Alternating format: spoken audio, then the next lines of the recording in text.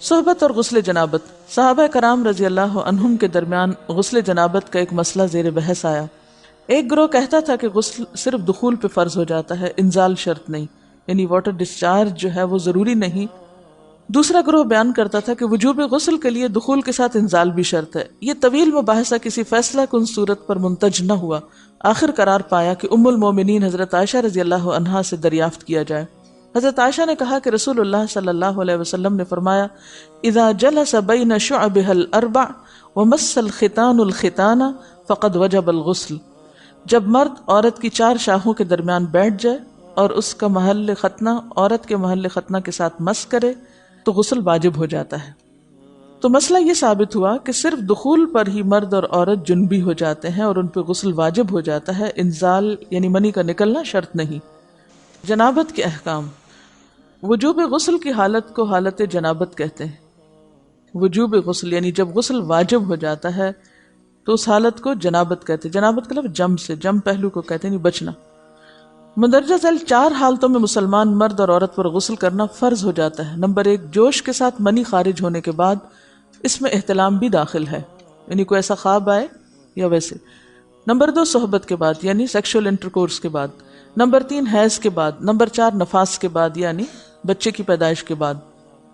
اس میں یاد رکھیے کہ بہت سے لوگ پوچھتے ہیں کہ اگر خواتین انٹرنل چیک اپ کرواتی ہیں تو کیا اس سے غسل واجب ہوتا ہے؟ تو کوئی غسل واجب نہیں ہوتا جب تک کہ ان 4 چیزوں میں سے کوئی چیز نہ ہو۔ اس میں یاد رکھیے کہ بہت سے لوگ پوچھتے ہیں کہ اگر خواتین انٹرنل چیک اپ کرواتی ہیں تو کیا اس سے غسل واجب ہوتا ہے؟ تو کوئی غسل واجب نہیں ہوتا جب تک کہ ان 4 چیزوں میں سے کوئی چیز نہ ہو۔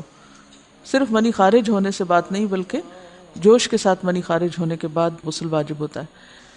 رسول اللہ صلی اللہ علیہ وسلم نے فرمایا، جب تم عورت کی 4 شاخوں کے درمیان بیٹھ کر صحبت کرو تو تم پر غسل واجب ہو گیا اگرچہ منی نہ نکلے۔ آپ نے غور کیا ہوگا کہ طہارت کے مسائل بہت تفصیل کے ساتھ اور اپنے اندر بہت ڈیٹیلز رکھتے ہیں، اور بہت سے موضوعات ایسے ہیں کہ جو انسان کی ظاہری زندگی نہیں بلکہ اس کی نجی اور ذاتی زندگی سے متعلق بھی ہیں، لیکن اس طرح پبلکلی ان کو پڑھانا اور ان کو سکھانا یہ بھی ایک ضرورت ہے، کیونکہ آپ صلی اللہ علیہ وسلم نے انصار کی خواتین کی تعریف کی کہ انصار کی خواتین کتنی اچھی ہیں جنہیں حیا دین کا علم حاصل کرنے سے نہیں روکتا۔ تو سوال یہ پیدا ہوتا ہے کہ آخر اتنی تفصیلات کیوں؟ اور بعض لوگ اس کو ناپسندیدہ قرار دیتے ہیں، تو ایسا کرنا ناسمجھی کی علامت ہے۔ ہم دیکھتے ہیں کہ انسان اگر اللہ کے بتائے ہوئے طریقے کے مطابق زندگی بسر کرتا ہے تو اس میں خیر ہی خیر ہے، اور وہ صرف خیر اس کی اپنی ذات تک نہیں رہتی، بعض اوقات دوسروں کی بھلائی کا ذریعہ بھی بن جاتی۔ عورت کو بھی احتلام ہوتا ہے۔ ام المومنین حضرت سلمہ رضی اللہ عنہا روایت کرتی ہیں کہ حضرت ام سلیم نے رسول اللہ صلی اللہ علیہ وسلم سے کہا، اے اللہ کے رسول، یقیناً اللہ حق سے نہیں شرماتا، یعنی حق بات اور ایک ضروری بات جو ہے اس کو واضح کرنا ضروری ہوتا ہے، اور اس معاملے میں شرم سے کام نہیں لینا چاہیے، کہیں ایسا نہ ہو کہ انسان انجانے میں غلط کام کرتا رہے۔ تو یہ کہہ کر انہوں نے مسئلہ پوچھا، کیا عورت پر غسل ہے جبکہ اس کو احتلام ہو؟ آپ نے فرمایا ہاں، لیکن جب پانی کا نشان دیکھے یعنی منی دیکھے۔ اس پر حضرت ام سلمہ نے شرم سے منہ چھپا لیا اور عرض کیا، اے اللہ کے رسول، کیا عورت کو بھی احتلام ہوتا ہے؟ آپ نے فرمایا ہاں ہوتا ہے، تیرا داہنا ہاتھ خاک آلود ہو، یعنی یہ ایک پیار کی ڈانٹ تھی۔ اور اس میں ہو سکتا ہے کہ مزاج کا فرق ہو، بعض خواتین کے ساتھ ایسا نہ ہو اور بعض کے ساتھ ایسا ہو، لیکن اس میں جو اصل چیز ہے وہ ایکسیسو واٹر ڈسچارج ہے۔ اس میں کہیں ایسا نہ ہو کہ لیکوریا وغیرہ کے ساتھ اس کو ریلیٹ کر دیا جائے، دونوں چیزوں میں فرق ہے۔ اور احتلام جو ہے وہ سوتے وقت ہوتا ہے، یعنی سو کر اٹھنے پر اگر انسان اپنے کپڑوں پر زیادہ ڈسچارج دیکھے، خواہ کوئی خواب یا کوئی فیلنگ یاد نہ بھی ہو، تو پھر غسل کرنا ضروری۔ معلوم ہوا کہ عورت یا مرد نیند سے اٹھ کر اگر تری یعنی نشان منی دیکھیں تو یہ احتلام کی علامت ہے، لہٰذا ان پر غسل کرنا فرض ہو جاتا ہے۔ اور اگر احتلام کی کیفیت انہیں یاد ہو لیکن نشان نہ پائیں، یعنی خواب یاد ہے لیکن کوئی سامنے علامت نہیں، تو غسل فرض نہیں ہوگا۔ ایسی صورت میں شک کی ضرورت نہیں ہے کہ نہیں میں نے خواب دیکھا اور مجھے خواب بالکل صحیح یاد ہے تو مجھے نہانا چاہیے، نہیں، محض خواب پر نہیں نہایا جائے گا جب تک کہ فزیکلی کوئی ایسی چیز سامنے دیکھی نہ جائے۔ حضرت ام سلمہ روایت کرتی ہیں کہ میں نے کہا اے اللہ کے رسول صلی اللہ علیہ وسلم، میں اپنے سر کے بال خوب مضبوط گوندتی ہوں، کیا میں انہیں غسل جنابت کے وقت کھولا کروں؟ آپ نے فرمایا ان کا کھولنا ضروری نہیں، تیرے لیے یہی کافی ہے کہ 3 لپ پانی اپنے سر پر ڈالے، پھر اپنے سارے بدن پر پانی بہائے، پس تو پاک ہو جائے گی۔ یعنی بالوں کی جڑیں بھیگنا، سکن بھیگنا ضروری ہے، سارے بال کھولنا ضروری نہیں ہے۔ جنبی کے بالوں کا مسئلہ، حضرت عائشہ کو خبر ملی کہ حضرت عبداللہ ابن عمرو عورتوں کو غسل جنابت کے لیے بال کھولنے کا حکم دیتے ہیں۔ فرمانے لگی ابن عمرو پر تعجب ہے، انہوں نے عورتوں کو تکلیف میں ڈال دیا، وہ انہیں سر منڈوانے کا حکم کیوں نہیں دے دیتے؟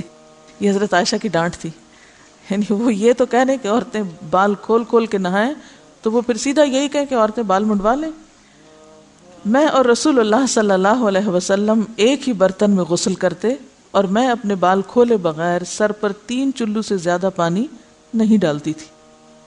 معلوم ہوا کہ غسل جنابت کے لیے بال کھولنے کی ضرورت نہیں، مگر یہ حکم صرف غسل جنابت کا ہے، غسل حیض کے لیے بالوں کا کھولنا ضروری ہے، کیونکہ وہ مہینے میں ایک دفعہ ہے۔ حضرت عائشہ سے روایت ہے کہ انہیں رسول اللہ صلی اللہ علیہ وسلم نے غسل حیض کے لیے فرمایا اپنے بال کھولو اور غسل کرو۔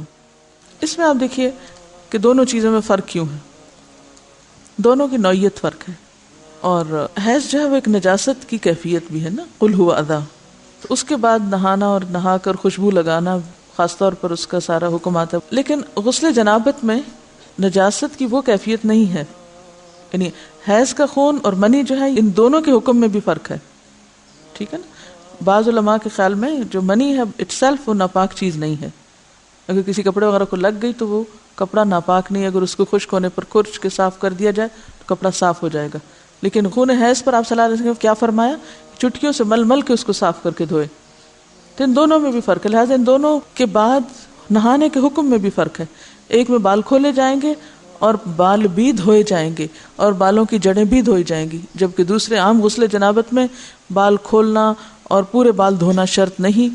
بہت سی بچیاں ایسی جن کی شادی ہوتی ہے اور اس کے بعد انہیں ان مسائل کا پتہ نہیں ہوتا، یا تو وہ شرم کے مارے نہاتی نہیں، یا نہاتی ہیں تو پھر وہ پورے بال دھو دھو کے سکھانے میں اور ان چیزوں میں اتنا وقت ضائع کر دیتی ہیں کہ پھر بعضوں کا شوہر کی نافرمانی اور آپس کے تعلقات میں ٹینشن، لوگوں کا خوف۔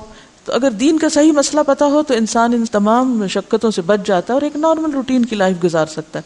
تو اس میں کیا صرف 3 کپ پانی، 3 لپ پانی، یعنی 3 دفعہ کیوں کہ اگر ایک دفعہ ڈالنے سے پوری طرح نہیں بھیگا تو آپ یہ بھی کر سکتے ٹیپ کے آگے سر کر کے، تو ساری اسکن جو ہے سر کی اس کو آپ گیلا کر لیں، پیچھے سے بال جو ہیں اگر لمبے ہیں تو ان کو ایک طرف کر دیں تاکہ پورے بال نہ دھونے پڑے، نہ سکھانے پڑے اور نہ خشک کرنے پڑے، اور باقی جسم پہ پانی بہا لیں۔